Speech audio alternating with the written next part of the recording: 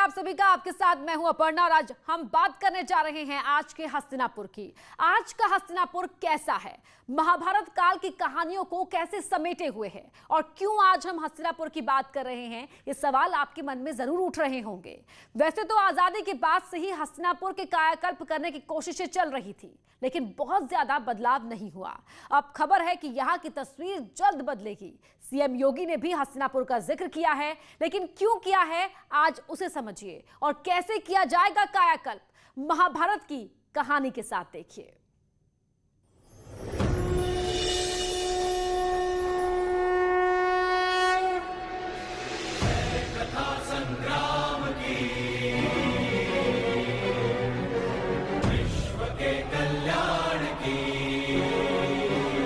ये उसी हस्तिनापुर के आसपास का क्षेत्र है जहाँ पर ये फिल्म स्टूडियो हम लोग फिल्म सिटी हम लोग प्रस्तावित कर रहे हैं। भारत की पहचान का प्रतीक बनेगा।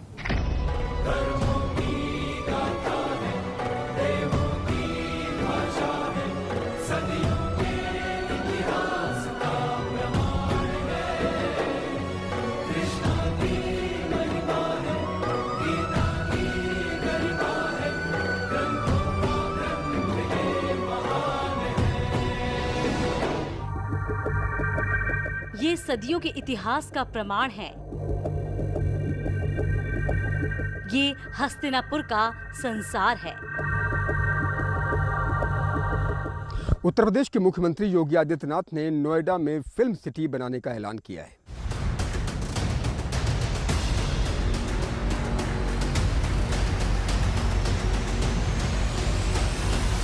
मुख्यमंत्री योगी आदित्यनाथ ने यह भी कहा है कि अब हस्तिनापुर को फिल्म शूटिंग पॉइंट के तौर पर भी विकसित किया जाएगा।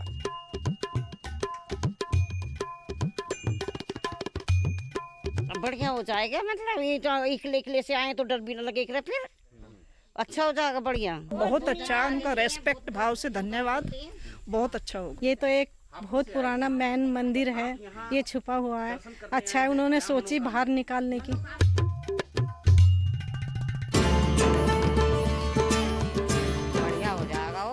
नाम में हो जाएगी द्रौपदी मैया, खुशी हो जाओगी। बढ़िया, जय द्रौपदी मैया की। जय द्रौपदी मैया की। जिस तरह राम मंदिर में उन्होंने कर दिया, इसी तरह हस्तिनापुर में भी करें, तो उनके लिए हमारी तरफ से हाथ जोड़ के बहुत विनती है।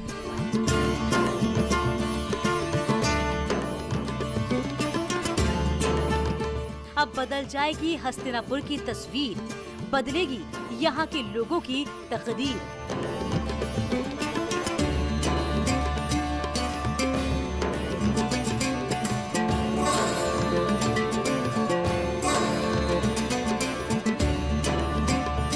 महाभारत के हस्तिनापुर की कहानियां सुनाने के लिए गवाह आज भी हैं। वो इमारतें, वो तालाब, ईंट से लेकर मंदिर तक आज भी हमारे इतिहास को जिंदा रखे हैं। अब जब फिल्म सिटी का निर्माण हो रहा है तो सीएम योगी का दावा है कि हस्तिनापुर भी चमकेगी।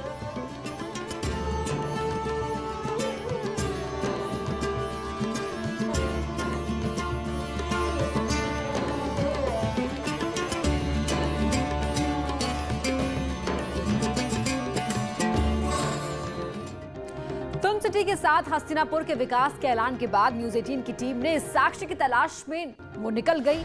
आखिर हस्तिनापुर में अभी क्या है, वो कौन कौन सी जगह है जहां पर महाभारत की कहानियां बताते हुए अवशेष है।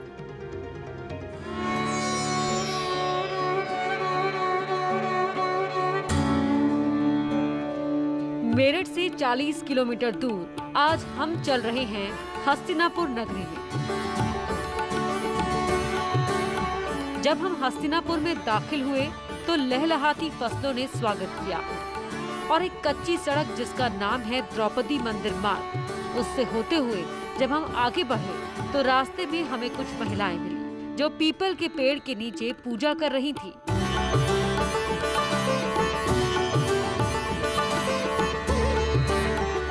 यह आज की हस्तिनापुर की तस्वीर है, लेकिन महाभारत काल में इस स्थान से द्रौपदी की कहानियां जुड़ी हुई हैं। हम इस वक्त द्रौपदी मंदिर में खड़े हुए हैं। ये देश का इकलौता मंदिर है जो द्रौपदी के नाम से बनाया गया है। ये आप देखिए कि किस तरह से यहाँ पर ये महिलाएं दूसरे राज्यों से भी आई हुई हैं और माता द्रौपदी को प्रणाम करके यहाँ से जा रही हैं। इस मंदिर की भी अपनी विशेष मान्यता है। कहा जाता है कि यहाँ जो भी मांगा जाता है, जो भी मनौती मांगी जाती है, वो अवश्य पूर्ण होती है। अंदर माँ द्रौपदी जी की एक मूर्ति भी लगी हुई है, भगवान कृष्ण जी की भी मूर्ति लगी हुई है। इस स्थल पर आकर लोग खुद को धन्य समझते हैं। पूजा पाठ में ज़्यादा लीन रहती हूँ, तो मेरी श्रद्धा जागी। मैं अब की बार जाऊंगी तो मैं उस मंदिर के दर्शन करके आऊंगी, तो इसलिए श्रद्धा के भाव से हम यहाँ आए। द्रौपदी की पे आए, पांडवों के पे आए, हम सबके ही दर्शन करके जाएंगे। कब से कामना थी आपके मन में? क्या साल वर्ष भी ज्यादा की मनोकामना थी कि हम जाएंगे, तो आज सुनिए हम इसलिए आए। मैं अब के तीसरी बार आई हूँ। दो शुरू में आई थी, जो कामना बोली वो पूरी हुई। दोबारा आई, वो कामना बोली पूरी हुई। अब की बार ये मेरी नंद है, ये कहने लगी मैं इन्हें लेकर आई हूँ, और जो हम अपनी श्रद्धा बोल के जा रही है वो पूर्ण होएगी तो फिर आएंगे मैया। कहते हैं द्रौपदी यहीं पर बने इस तालाब में स्नान करने आती थी। ये पोखर आज भी हमें महाभारत काल की याद दिलाता है।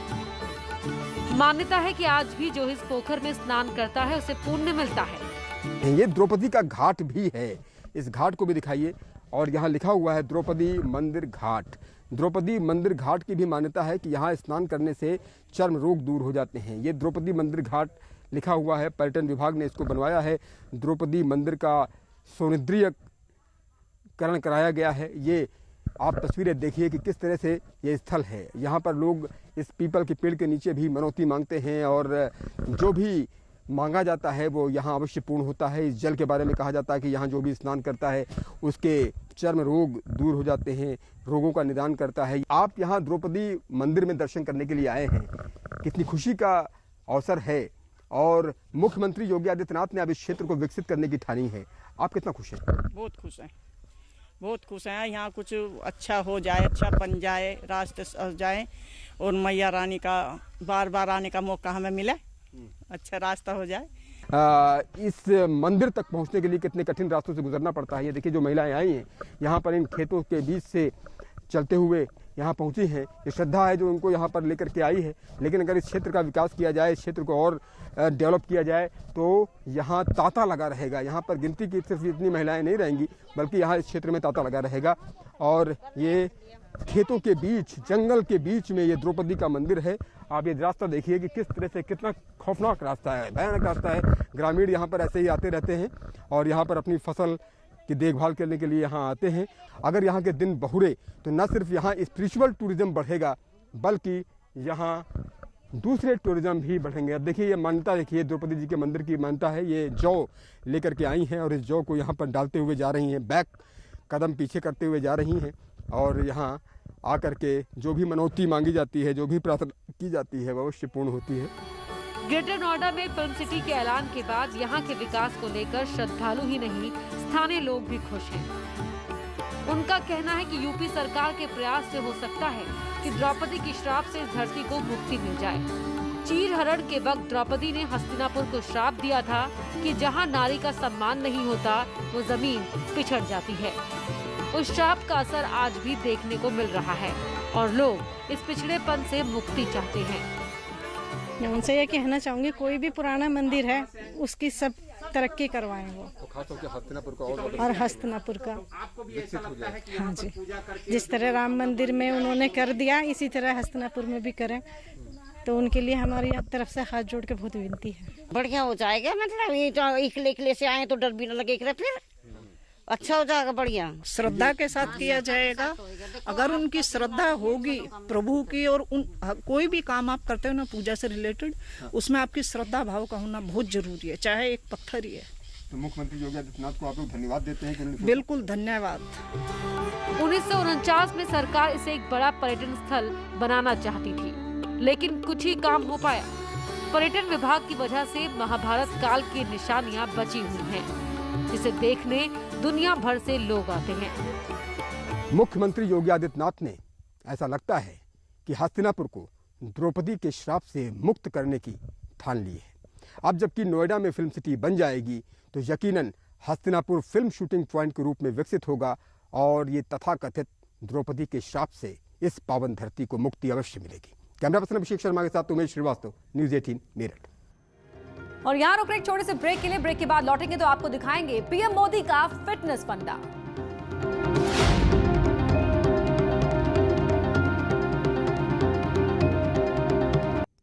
फिटनेस की डोज आधा घंटा रोज। पीएम मोदी ने फिट इंडिया डायलॉग के दौरान दिया है फिटनेस का नया मंत्र। उन्होंने देश की तमाम बड़ी हस्तियों से उनकी सेहत का राज भी पूछा।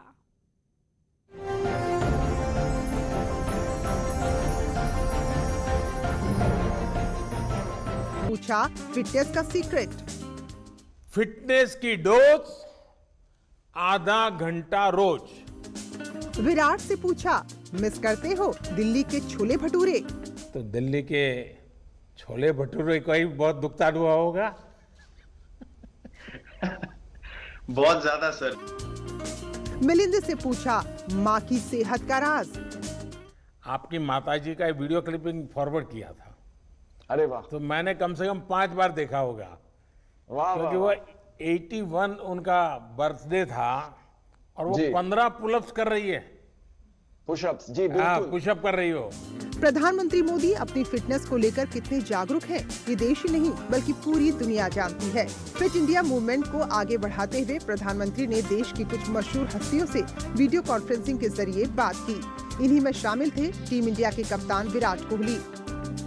प्रधानमंत्री ने विराट कोहली से उनके फिटनेस का राज पूछा। रियलाइज हो क्या बदलना है अपने अंदर, तो मुझे वो एक समय पे खुद भी एक्सपीरियंस हुआ कि नहीं, फिटनेस जो है वो प्रायोरिटी होनी चाहिए। और अगर मैं आपको ऑनेस्टली बताऊं तो पहले खेल को अच्छा करने के लिए फिटनेस मैंने शुरू करी, लेकिन आज अगर प्रैक्टिस मिस भी हो जाए तो मुझे इतना खराब नहीं लगता। लेकिन अगर फिटनेस सेशन मेरा मिस हो जाए या एक्टिविटी मिस हो जाए तो मुझे ज्यादा खराब लगता है।